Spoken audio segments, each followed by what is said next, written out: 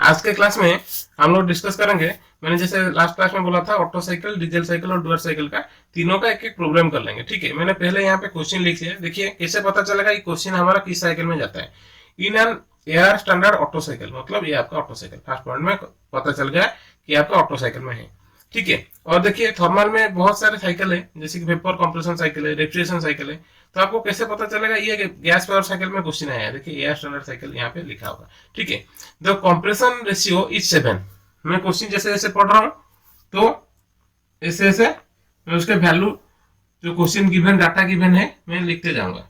ठीक है, तो गिवन क्या है, आर के इक्वल टू 7 और रेशियो का कोई यूनिट नहीं रहता है। ठीक है, and compression begins at 35 degree Celsius. अभी क्या है, जैसे भी आपको क्वेश्चन दिया जाएगा तो आपको पहले क्या करना है, पीपीटीएस डायग्राम ड्रॉ कर देना है। तो मैंने यहाँ पे पीपीटीएस डायग्राम ड्रॉ कर दिया। ठीक है, उसके बाद देखते हैं क्या लिखा है, and compression begins at 35 degree Celsius, मतलब बिगिंस यहाँ पे कंप्रेशन बिगिंस होता है तो T1 equal to 35 degree Celsius equal to 35 plus 273। आपको थर्मल में कोई भी प्रॉब्लम करते टाइम में आपको हमेशा ध्यान रखना है कि टेम्परेचर का यूनिट हमेशा केल्विन में होना चाहिए। अगर केल्विन में है तो ठीक है, अगर केल्विन में नहीं है तो डिग्री सेल्सियस में है तो आपको सिंपली 273 उसके साथ ऐड कर देना है। तो 273 ऐड करने में कितना हो रहा है, 308 केल्विन। उसके बाद क्या है, 35 degree Celsius and 0.1 mega pascal. तो इसका मतलब प्रेशर भी आपको दिया गया है 0.1 mega pascal. The maximum temperature of the cycle is 1100 degree Celsius. Maximum temperature कितना, T3 equal to 1100 degree Celsius. इसका मतलब 1100 प्लस 273, ये कितना आएगा 1373 केल्विन। ठीक है, उसके बाद पूछा गया है, देखिए क्वेश्चन में मैं सभी प्रोसेस को कैसे प्रॉब्लम सॉल्व करते हैं, इसीलिए मैंने जानबूझकर प्रेशर और टेम्परेचर एट ऑल पॉइंट मैंने लिख लिया। एग्जाम में आपको आ सकता है प्रेशर और temperature at end of the expansion या बिगिनिंग ऑफ द एक्सपेंशन या हाईएस्ट टेम्परेचर एंड प्रेशर, ऐसे आपको पूछ सकता है। लेकिन मैंने यहाँ पे temperature and pressure at all cardinal point, cardinal point मतलब सभी एंड पॉइंट में। ठीक है, heat supplied, second heat supplied, work done, efficiency of cycle and MEP mean effective pressure. ठीक है, अभी आते हैं सॉल्व करते हैं। देखिए मेरा क्वेश्चन में P1 T1 दे दिया। अभी नेक्स्ट स्टेप क्या है, P2 और T2 निकालना। तो मुझे P2 T2 कैसे आएगा, प्रोसेस 1 to 2। प्रोसेस 1 to 2 में क्या होगा, P2 by P1 equal to V1 by V2 to the power gamma. इसका मतलब are K to the power gamma. तो यहाँ पे मैं P2 कितना आएगा, P2 equal to P1 into R K to the power gamma. तो 0.1 into 7 to the power gamma का वैल्यू 1.4। इसको सिंपली आप कैलकुलेटर में डालना है, जो कैलकुलेटर आपको एग्जाम में अलाउ है उसी में डालना है। 0.1 इंटू 7 टू द पावर 1.4, इसका वैल्यू आता है 1.52 मेगा पास्कल। यूनिट हमेशा ध्यान देना है, मैंने 0.1 यहाँ पे लिया था मेगा पास्कल में, तो यूनिट उसका मेगा पास्कल में आएगा। अभी P2 आ गया, अभी T2 देखते हैं। T2 कैसे आएगा, T2 by T1 equal to V1 by V2 to the power gamma minus 1। अभी यहाँ पे T2 कितना आएगा, T1 मतलब मैंने यहाँ पे स्टेप ओमिट कर दिया, 308 इंटू V1 by V2 मतलब RK to the power gamma minus 1 मतलब आरके है 7 टू द पावर 1.4 माइनस 1। ठीक है, इसको आप कैलकुलेटर में डालना है, 670 केल्विन। ये आपका T2 हो गया। ठीक है, मैं बॉक्स में रख रहा हूं ताकि आपको नोटिफाई होगा, आइडेंटिफाई होगा। यहाँ पे P2 है, P2 T2 आ गया। अभी आते हैं P1 P2 है, P2 T2 हो गया। अभी आते हैं P3 and T3, process 2 to 3। P3 by P2 equal to T3 by T2। यहाँ पे मेरा P3 equal to P2 into T3 by T2 आ सकता है।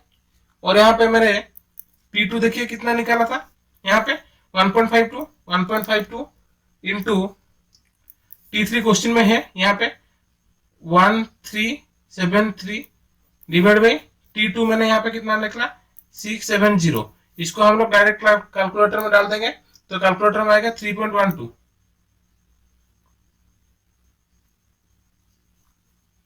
अभी आपका आ गया P3 एंड क्वेश्चन में T3 है। अभी कितना बेंडिंग रहा 4 पॉइंट में 3 to 4 में क्या होगा T4 by T3 by T4 equal to V3 by V4 to the power gamma minus 1। V3 जितना V2 उतना तो मैं यहाँ पे V2 लिख सकता हूँ और V4 जितना V1 उतना। देखिए आप ऐसे भी बोल सकते हैं ऑटो साइकिल में expansion ratio equal to compression ratio, तो डायरेक्टली भी आप यहाँ पे लिख सकते हैं। ठीक है, तो यहाँ पे T4 by T3 equal to V3 by V4 to the power gamma minus 1। यहाँ पे मैं क्वेश्चन में V3 देखिए V3 equal to V2 and V4 equal to V1 V2 by V1 to the power gamma minus 1। जैसे आपको पता है compression ratio कितना V max by V min मतलब V1 by V2, तो यहाँ पे कितना होगा T4 by T3 equal to 1 by RK to the power gamma minus 1 या T4 equal to T3 by RK to the power gamma minus 1। T3 by RK to the power gamma minus 1 मतलब 7 to the power 0.4। मैं डायरेक्टली लिख रहा हूँ यहाँ पे कितना आएगा आपको कैलकुलेटर डालने में 630 केल्विन। ये आपका हो गया T4। ठीक है, मतलब यहाँ पे अभी देखिए कितना पेंडिंग रहा P4 कितना आएगा P4 by P3 equal to मैं डायरेक्टली लिख रहा हूँ V2 by V1 to the power gamma, जैसे कि मैंने यहाँ पे बोला था। तो कितना आएगा P4 मतलब equal to P3 by RK to the power gamma. तो P3 आपको क्वेश्चन से आपने ये निकाला था 3.12, तो मैं यहाँ पे डाल रहा हूँ 3.12 divide by 7 to the power 1.4। आपको ये कैलकुलेटर में डालना है, आ जाएगा 0.20 एम्पियर P4। आपका सभी वैल्यू आ गया। देखिए क्वेश्चन में आपको P1 एंड T1 दिया गया था, मैंने यहाँ पे T2 निकाला, यहाँ पे मैंने P3 और T3 तो आपको क्वेश्चन में दिया गया था, यहाँ पे T4 एंड P4 निकाला। आपको क्वेश्चन में कोई एक दो वैल्यू पूछेगा, इतने सारे वैल्यू नहीं पूछेगा। लेकिन देखिए जैसे फॉर्मूला डिराइव करने में जितना मतलब लेंथी लगता है, देखिए प्रॉब्लम सॉल्व करने में इतना लेंथी नहीं लगता है। इसलिए मैंने सभी स्टेप किया और सभी वैल्यू निकाल दिया। ठीक है, अभी आता है क्या हीट सप्लाइड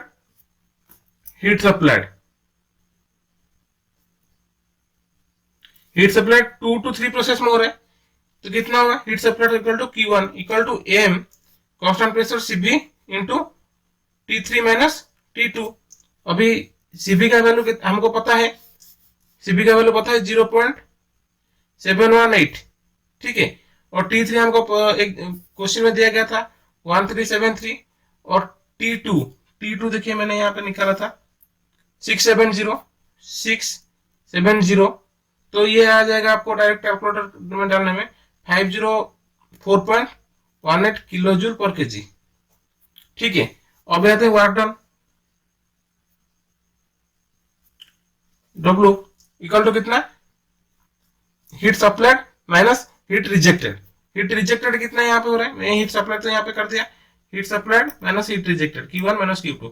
मैंने यहाँ पे Q1 निकाल दिया था ना, इसलिए मैं डायरेक्टली कर रहा हूँ। कितना होगा 0.718 इंटू 1373 माइनस 670 माइनस 630 Q2 कितना, यहाँ पे Q2 कितना देखिए 4 to 1 प्रोसेस में Q2 कितना हो रहा है T4 कितना आया था आपका 630 माइनस 1 कितना आपका था क्वेश्चन में से दिया था 308।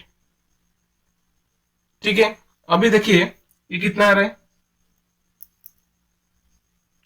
कैलकुलेटर में डाल देंगे तो आपका आंसर आ जाएगा 272.68 किलो जूल पर केजी।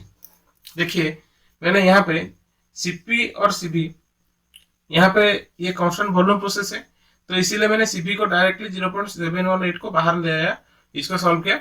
आप डायरेक्ट कैलकुलेटर में ऐसे ब्रैकेट देके सॉल्व करेंगे तभी भी हो जाएगा। ठीक है, कोई प्रॉब्लम नहीं। टेक्निकल प्रॉब्लम सॉल्व करने में आप डायरेक्ट ऐसे लिखेंगे, कैलकुलेटर में ब्रैकेट देके सॉल्व करेंगे तभी डायरेक्टली ये वैल्यू आ जाएगा। आपको ऐसे इंडिविजुअल सॉल्व करके टाइम वेस्ट नहीं करना है। ठीक है, उसके बाद क्या आया, ये हो गया आपका और ये वार्डन हो गया।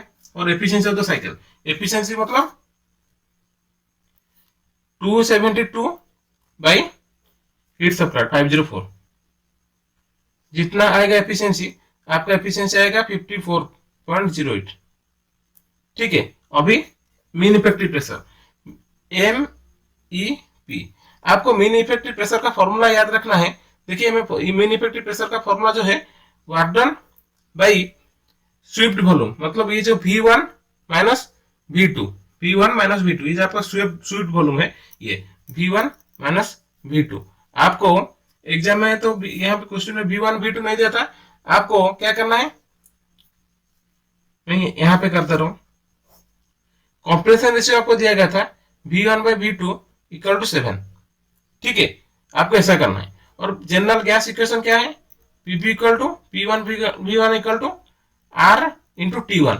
यहाँ पे R है यूनिवर्सल गैस कांस्टेंट, इसका वैल्यू है 0.287, 0.287 डालना है, T1 डालना है, और आपका P1 ऐसे यहाँ पे है, तो V1 आप निकाल सकते हैं यहाँ पे, और यहाँ पे डालने से V2 भी निकल सकता है। जो जितना वैल्यू आएगा यहाँ पे डाल देना है। मैं कैलकुलेशन नहीं कर रहा हूँ क्योंकि टाइम भी यहाँ पे स्पेस नहीं है और टाइम भी ज्यादा लगेगा।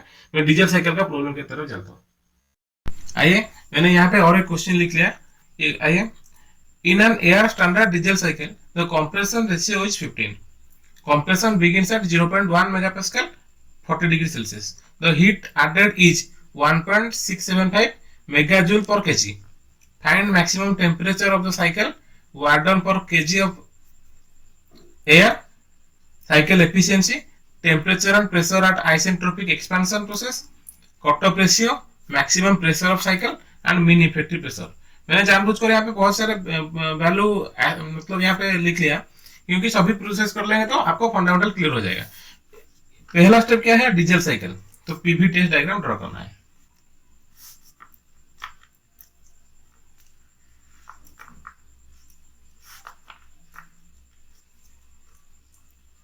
One to two compression, constant pressure heat addition, expansion, then constant volume heat rejection, 1 2 3 4।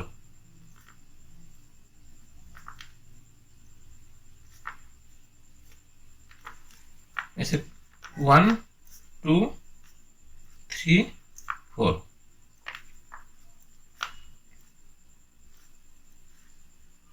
हो गया, ये आपका पीवी टेस्ट डायग्राम हो गया। अभी आता है आंसर। पहला कुछ आंसर यहाँ पर गिवन डाटा है कि given compression ratio R K equal to 15, compression begins at 0.1 megapascal, मतलब P1 equal to 0.1 megapascal and T1 equal to 40 degree Celsius equal to 40 plus 273, 40 plus 273 313 Kelvin। उसके बाद heat added is, heat added मतलब Q1 1.675 megajoule पर KG. ठीक है, इतना ही हमको दिया है क्वेश्चन में। यहाँ पे पूछा गया है find the maximum temperature of the cycle, मतलब T3 हमको चाहिए क्या, T3। ठीक है, देखिए मैं आपको डायरेक्टली T3 का जो रिलेशन है मैं पहले कर रहा हूं, लेकिन आपको देखिए आपको अगर 1/2 1 to 2 2 to 3 प्रोसेस ऐसे करके जाएंगे तो आपको सभी डाटा साइमल्टेनियसली मिल जाएगा। लेकिन अगर आप ऐसे रैंडमली कर रहे हैं T3, अगर देखिए मैं T3 कैसे निकालना, T3 कितना है, T3 मुझे इस वाला प्रोसेस में मिल सकता है, आइदर 2 to 3 या 3 to 4, इस प्रोसेस में मुझे T3 मिल सकता है। लेकिन क्वेश्चन में दिया गया है Q1, मतलब 2 to 3 वाला प्रोसेस में एक वैल्यू दिया गया है। ठीक है, तो Q1 कितना, Q1 equal to M C B, M तो हमारा 1 है, M C B T3 minus T2। मैं यहाँ पे T3 निकाल सकता हूँ, लेकिन उससे पहले मुझे क्या चाहिए, T2। ठीक है, इसलिए मैंने बोला था अगर आप रैंडमली एक वैल्यू निकालेंगे तो आपको सभी का वैल्यू निकालना पड़ेगा और आप एग्जाम में टाइम मैनेज करना तो मुश्किल हो जाएगा। तो आपको क्या करना है, सिंपली 1 to 2 प्रोसेस करना है। 1 to 2 प्रोसेस में क्या होगा, T2 by T1 equal to V1 by V2 to the power gamma minus 1, ये आपको करना है। ठीक है, और ये आपका कितना है, कंप्रेशन रेशियो है तो 15 टू दी पावर, ये आपका 15 1.5 नहीं 15 टू दी पावर 0.4 मैंने एक ही स्टेप में कर लिया, ठीक है।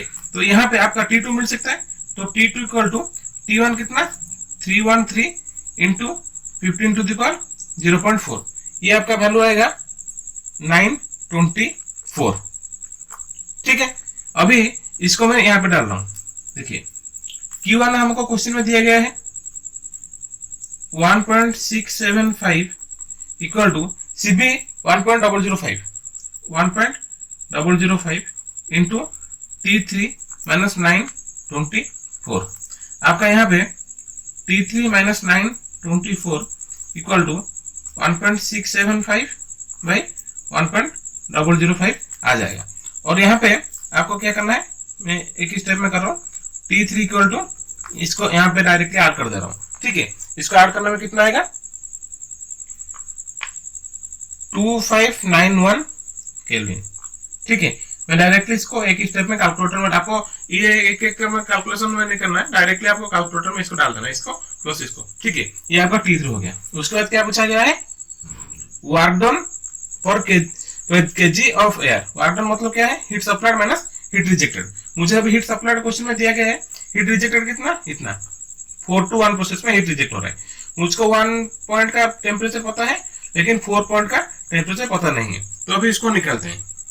Heat rejected Q2 equal to mCB T4 minus T1, ये हमको पता है। T4 अभी निकालते हैं, T4 हमको चाहिए, T4 कितना चाहिए, तो T4 कितने में प्रोसेस में आएगा 3 to 4 प्रोसेस में क्या आएगा T4 by T3 equal to V3 by V4 to the power gamma minus R. अभी देखिए ये एक V3 आ गया निकालने के लिए और V4 भी आ गया, लेकिन हमको देखिए V4 इक्वल टू V1, तो मैं यहाँ पे V3 by V1 to the power gamma minus R लिख सकता हूँ। तो अभी V3 निकालना चाहिए, V3 नहीं है। अभी आते हैं प्रोसेस 2 to 3 प्रोसेस में क्या होगा T3 by T2 equal to V3 by V2, ये आपको पता है। और यहाँ पे मैंने T3 equal to V3 by V2 into T2 निकाल लिख सकता हूँ, ठीक है। V3 by V2 into T2, ठीक है। अभी देखिए हमको चाहिए क्या, यहाँ पे V3 चाहिए, तो मैं इसको V3 फॉर्मेट में ला रहा हूँ। V3 equal to T3 by T2 into V2, तो T3 हमको पता है, यहाँ पे T2 भी पता है हमको, T2 हम यहाँ पे निकाले थे, और V2 पता नहीं है, ठीक है। अभी आते हैं V2 नहीं पता है होने के बाद भी कैसे करते हैं। तो मैं इसको V3 को यहाँ पे डाल रहा हूँ, कितना होगा T4 by T3 equal to T3 by T2 into V2 by नीचे में V1 रहेगा to the power gamma minus 1 हो सकता है। और अभी कितना होगा देखिए T3 बाई T2 हमको पता है, V2 बाई V1 क्या कंप्रेशन रेशियो, सॉरी V1 में V2 कितना है कंप्रेशन रेशियो, मतलब V2 बाई V1 कितना होगा 1 बाई कंप्रेशन रेशियो। इसका मतलब क्या होगा T3 by T2 into RK to the power gamma minus 1, ये हो सकता है। अभी सभी का वैल्यू यहाँ पे पता है, तो T4 equal to T3 into T3 by T2 1 by RK to the power gamma minus 1 है।